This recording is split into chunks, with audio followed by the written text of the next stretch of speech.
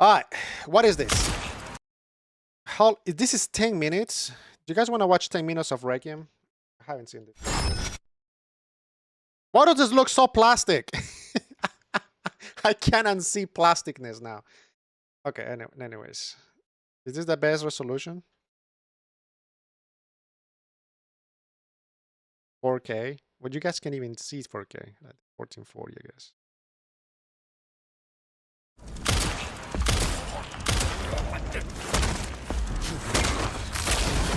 With the triumphant return of Leon Kennedy, Resident Wait, are you sure this is the one? Evil Requiem is forced to straddle an awkward line between all-out action and methodical survival horror. I'll be honest, before getting my hands on the game and seeing the transition in action, I was extremely skeptical that Capcom would be able to create a coherent experience involving both Leon and Grace, the latest highly vulnerable protagonist.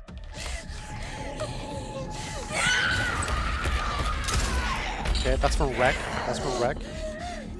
Hey, over here. The switching between their polar opposite styles sounds jarring, which is almost never a good thing. And although it's been a while, it's not like we haven't been burned by Capcom's desire to push the series towards action before. But I'm pleased to share that, from my all too brief 3 hours of hands-on time with Resident Evil Requiem, not only does this design really work, but there's also a lot more going on than just a merging of Resident Evil's greatest hits. Oh! Okay, Dale Driver, let's see what you have to say. My playtime started with a short test drive of Leon, and Resident Evil 4 muscle memory kicked in immediately. Make no mistake, this plays just like the recent remake, enhanced with some new clever additions suitable for a veteran badass. Okay. Leon is more handy than ever, with a deadly Holding up hatchet that can chainsaw swing with a knife. mercilessly added to his regular arsenal. Cool animations. Leon can also heave axes found in the world, can perform new contextual finishing moves, and finally wield the violent chainsaw. There was once a time when Leon feared the chainsaw, but now Leon has become Chainsaw, destroyer of ghouls. After a short 15 minutes, the gameplay shifted perspective to Grace Ashcroft, Requiem's second protagonist, picking up her journey immediately after the events of the previous demo I wrote about in August last year. Grace and Leon are polar opposites, gone with the tense gunfights and forward momentum of Resident Evil 4, as I was immediately thrust into what felt like a sterile, white, clean version of Resident Evil 7. For the next 2 hours, I explored the Rhodes Hill Chronic Care Center, a somewhat traditional Resident Evil mansion that contains much of what you might expect among its rooms and corridors, but with plenty of she's new infected surprises. now. She got bit. Dude, he's laughing. Thanks to Grace's abilities, or rather, they're both laughing. Much like in the previous demo, Grace's section was focused almost exclusively on survival horror. She is armed with a small pistol that she finds in the environment, but her firepower and combat skills are negligible compared to our favorite floppy-haired icon. That's Where freaky, Leon I like can it. roundhouse kick zombies in the face, Grace makes do with a clumsy push. Leon is all-out assault, but the best course of action for Grace is slow and deliberate stealth. Because if you do try to take some of the new enemies head-on, you're gonna have a bad time.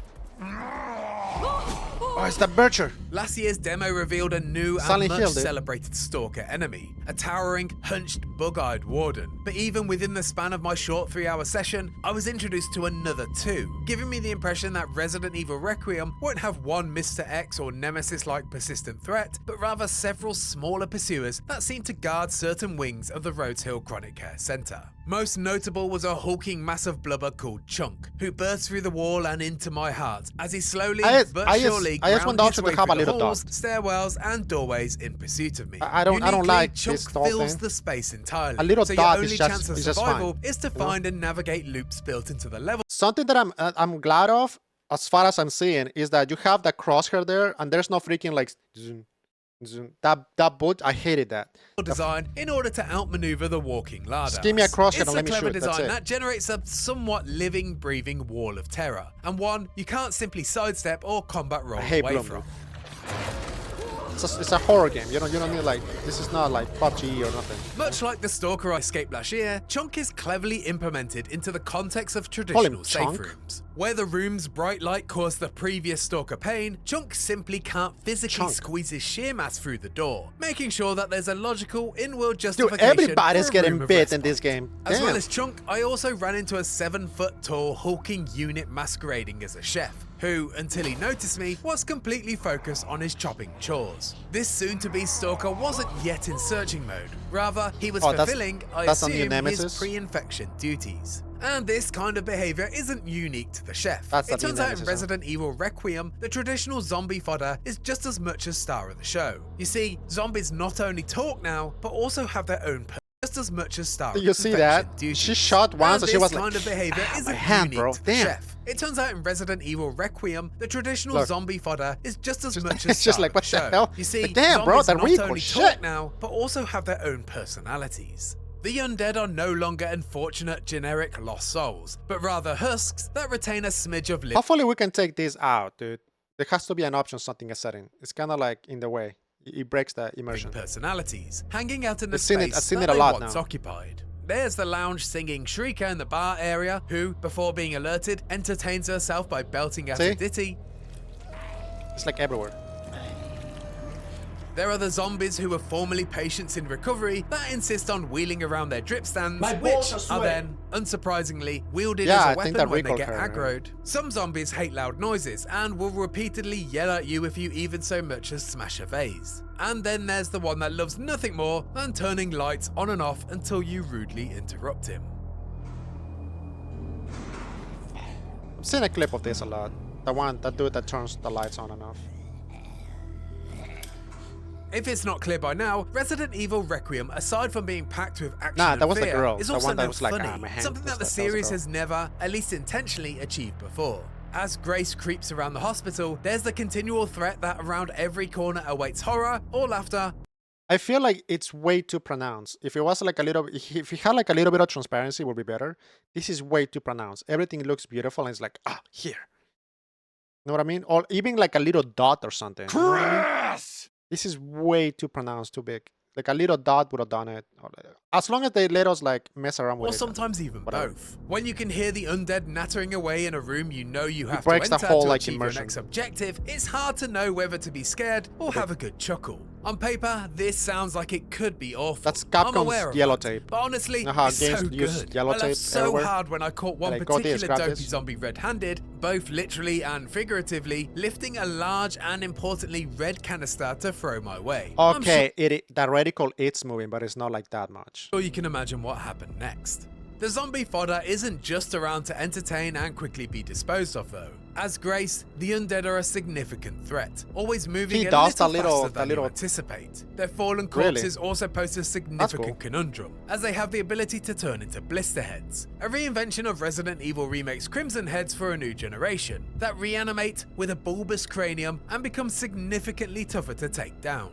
Fortunately, Grace has a new tool at her disposal. A hemolytic injector that weaponizes the buckets of blood lying around the place. Seriously, it's everywhere. Creating a lethal injection that can be used as a preventative measure against blister heads when injecting a fallen enemy, and as a stealth attack against anything that's still moving. Beyond the new enemy types, playing as Grace does feel familiar if you've played either Resident Evil 7 or Resident Evil 2, although obviously it leans more towards the latter if you choose to play as Grace in third person. You're exploring a huge mansion with locked doors, there are obtuse puzzles to solve, antique coins to find that can upgrade your equipment, Mr. Raccoons to shoot, safe rooms with a typewriter for saving and a storage box for inventory management, and so forth. Leon, however, can brute force open certain doors that Grace can't, and is far more aggressive with combat compared to Grace's methodical stealth. You can also choose to play as Leon in first person, though after compared to Grace and so forth. I appreciate this though. Mr. Raccoons to shoot, safe rooms with a typewriter for saving and a storage box for inventory management, and so forth. Leon, however, can... this I appreciate. You know how I always complain, I was like, oh yeah, when you have to use a freaking key or something, you just see like the floating item doing it, like chick, chick, and then it just opens. This is huge. I appreciate this. A little animation where he's breaking the thing. Brute Force opens certain doors that cool. Grace can't, and it's far Like more 2 aggressive seconds with animation, combat you know? compared to Grace's They're methodical like floating stealth. freaking You can also choose to play as Leon in first person, though after a brief dabble, it felt very unnatural to do so. I can't help but think Capcom built the game with Leon in third person and Grace in first person in mind, but it's hard to complain about more choice, despite knowing deep down the development team surely had a preference. My demo ended with a second, all too short stint as Leon, which allowed me to revisit sections of the care center I'd previously experienced with Grace. Interestingly, this section demonstrated perhaps my favorite This place looks like the Dimitrescu's element of this hybrid experience. Gets me Leon that is vibe. also exposed to some of the tougher combat encounters that I'd suffered through as Grace, although the perspective, much like my viewpoint of choice, is very different. When I met Chunk as Grace, I immediately retreated and was forced into a game of cat and mouse. The threat is intimidating and encourages you to tread This breaks immersion. lightly. As Leon, however, emboldened by my newly acquired shotgun, I felt instantly trigger happy, unloading shells right up into Chunk's face and launching hatchet attacks on his head as part of a fight that felt somewhat reminiscent of the El Gigante encounters in Resident Evil 4. To Grace, Chunk and his fellow creeps are stalkers. To Leon, they're targets. This ethos was reaffirmed when taking on a wave of blisterheads with Leon at the end of my playtime. With Grace, I waited patiently for a stealth attack opportunity. Oh, this With is Leon, freaking I was RE4. hurling hand grenades and throwing axes for fun. She did the Gigante thing, dude. That's the This year is the Gigante thing. 30th That's sick. anniversary of the Resident Evil series, so it feels like no coincidence that 2026's Resident Evil Requiem is combining the best ideas of the saga into what appears to be a fantastically constructed tribute to everything that makes the series so great. Do you like tense survival horror? It's here. Want to go all guns blazing with intense action and equip-obsessed hero? You get to do that too. Is that yeah. a Want to go all guns blazing with intense How's he action and reload? equip-obsessed hero? You get to do that too. Do you prefer playing Resident Evil games in first or third person? Doesn't matter. You can do either. All of these choices, along with my fears of a He's John jarring Wick, bro. play experience being mostly Who fucking squashed, killed make it Leon's easy dog? to believe that Capcom's He's bold doing a lot move of to John have Wick its stuff. cake and eat it is going to pay off in a This big guy is John way. Wick. If you like that video and want to find out more somebody about killed his Resident dog. Evil Requiem, why not check He out my went back to previous Raccoon City. preview where I discuss another stalker enemy in great detail. And for everything else, be sure to stick with IGN. Yeah, good. That was a decent review. That was a decent review. That's not bad. Okay, cool. Good to know. Holy shit. Playing the Porsche. Do we get to play on the Porsche? It's gonna be like a 2-second freaking